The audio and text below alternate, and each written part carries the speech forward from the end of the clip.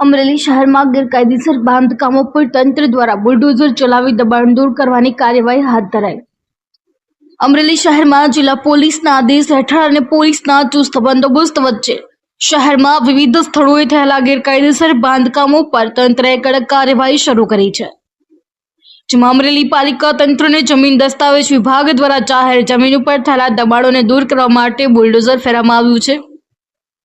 આ કાર્યવાહી અંતર્ગત અમરેલી કુકાવાવ ચકાતનાકા પાસ આવેલી સરકારી જમીન સર્વે નંબર 955 પર ગેરકાયદેસર રીતે બનાવવામાં આવેલ ભેંસના તબેલાનું બાંધકામ તોડી પાડવામાં આવ્યું છે।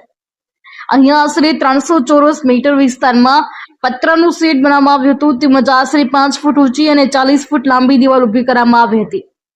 તંત્રએ આ તબેલો તેમજ દિવાલને બુલડોઝર વડે તોડી પાડી સરકારી જમીન પરના દબાણને દૂર કર્યું છે।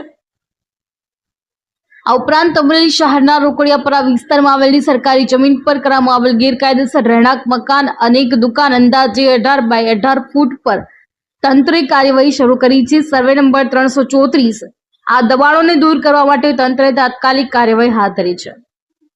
તંત્રના પગલાને લઈ સ્થાનિક જનતામાં અનેક મિશ્ર પ્રતિક્રિયાઓ જોવા મળી રહી છે।